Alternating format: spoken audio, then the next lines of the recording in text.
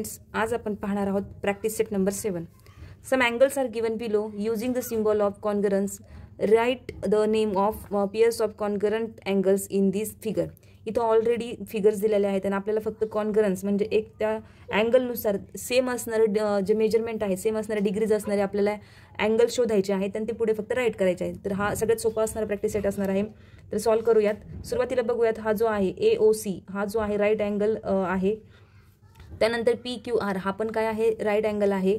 आणि हा जो आहे हा 45 डिग्रीचा आहे, म्हणजे हा राईट अँगल नाही आहे. आणि हा 30 डिग्रीचा आहे, हा पण सेम अँगल नाही आहे. तर इथे बघा AOC हा याला बायसेक्ट केलेला आहे. AOB हा वेगळा अँगल बनतो आणि हा 45 डिग्रीचा बनल. सेम त्याला जर आपण घेतलं कॉन्करंट तर हा आहे BOC हा बनतोय. म्हणजे जेव्हा इथं बायसेक्ट केलं म्हणजे इथल्या इथंच आपल्याला दोन अँगल्स मिळतात. सेम इथं पण बघा RST हा पण 45 डिग्रीचाच आहे, म्हणजे इथं 3 अँगल्स आपल्याला ऑलरेडी मिळतात. ओके, तर या पद्धतीने आपण सॉल्व्ह करणार आहोत हा जो आहे प्रॅक्टिस सेट नंबर 7चा कॉन्करन्स अँगल. तर सुरुवातीला बघूयात,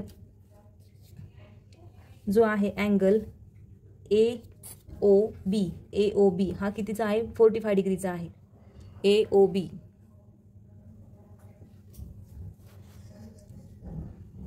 कॉन्करन्सचा सिम्बॉल द्यायचं आहे आपल्याला आणि त्याला अँगल कुठला असणार आहे, सेम असणारा अँगल आहे RST अँगल RST. त्यानंतर AOC अँगल असणार आहे AOC. याला कुठला आहे, PQR अँगल PQR सेम आहे. त्यानंतर थर्ड नंबरचं बघूयात, कुठला येतोय बरं, DOC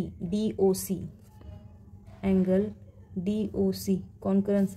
DOC म्हटल्यानंतर हा तर 30 डिग्रीचा आहे, म्हणजे इथं काय येणार आहे परत, जो आहे LMN अँगल LMN.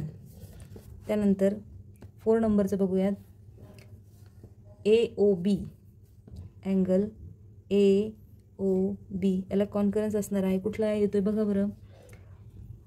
तर याच्यामध्ये बघा इथं 40 हा 90 डिग्रीचा आहे, पण याला बायसेक्ट केलेल्यामुळे इथे आपल्याला ऑलरेडी अँगल मिळालेला होता, म्हणजे हा काय असणार आहे, BOC सेगमेंट अँगल BOC.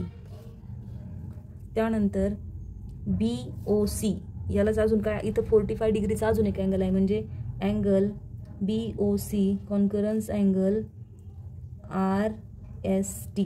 म्हणजे हे फक्त एकमेकांना सेम मेजरमेंट असणारे अँगल फाइंड आउट करायचे होते आणि त्यांची नावं आपल्याला इथं पुढे लिहायची होती. तर जास्त काही अवघड नसणारा प्रॅक्टिस सेट होता. या पद्धतीने आपण सॉल्व्ह केलेला आहे. फक्त मेजरमेंट सेम लक्षात आले पाहिजे आणि इथूनच या फर्स्ट जी फिगर दिलेली त्याच्यानुसार आपल्याला इथं फाइंड आउट करायचे होते. तर या पद्धतीने आपण हा सॉल्व्ह केलेला आहे. थँक्यू.